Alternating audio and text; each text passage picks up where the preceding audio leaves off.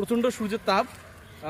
আমার হাতে ডিম, এক হাতে খুন্তি বা হাতা বলে, এবং আছে একটা মানে আমাদের কড়াই, এটা উত্তপ্ত হচ্ছে এই রোদে ডাইরেক্ট, মানে সূর্যটা ঠিক মাথার উপরে আর রোদটা কড়াইয়ের উপর পড়তেছে।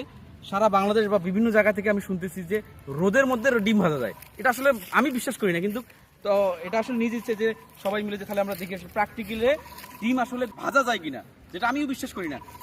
আমি বিশ্বাস করি, তো আমি প্র্যাকটিক্যালি দেখবো যে আসলেই ডিম ভাজা যায় কিনা। তো প্রচন্ড রোদ, আমি প্রায় 10 মিনিটের মতো এটা ধরে রাখছি, 10 মিনিট ধরে রাখছি। বসে পড়েন, বসে। অনেক গরম চলে আসছে।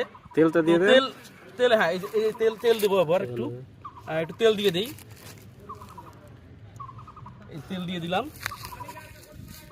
এরপর এটা হয়তো গরম হয়ে গেছে মনে না? গরম হয়ে গেছে। এবার আমি তাহলে ভেঙে দিই। ও মাই গড, একটু লবণ দিয়ে দেন, লবণ দিয়ে দেন। এই লবণ দেন আগে। দেখেন এটা তো আসলে সত্যি তো।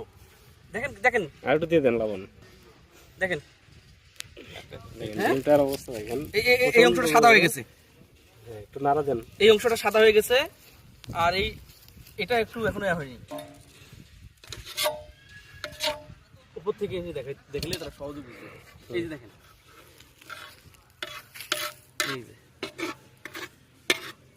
এই দেখেন উল্টা দেন, ডিমটা উল্টা দেন সম্পূর্ণ।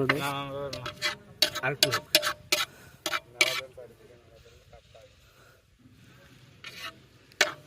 এটা তো আসলেই মানে প্রায় ভাজা হয়ে গেছে, মানে হাফ বয়েল যেটাকে বলি আমরা, সিদ্ধ করে খাই বা আমরা ভাজি, আদা সিদ্ধ। হ্যাঁ আসলে রোদের কি তাপ, হায় হায়। দেখেন এই হয়ে গেছে। আটা ডিম ছেড়ে দেবো। এই হয়ে গেছে, দেখেন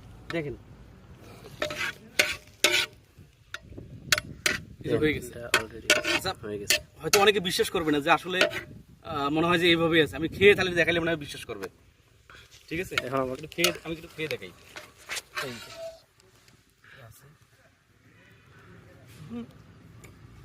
প্রচন্ড গরম, হাত দেয়াই যাচ্ছে না। শেষ করেন ভাই, ডিভাইস বন্ধ হবে।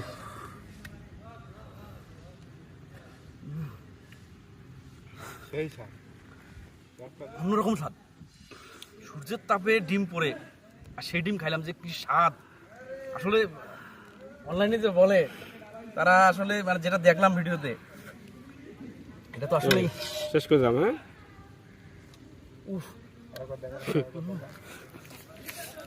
এই হচ্ছে রোদের মধ্যে ডিম ভাজা। এই যে হয়ে গেছে, এই যে কি গরম। হ্যাঁ, এত তাপ সূর্যের। আরে সূর্য দিয়ে শেষ করি না।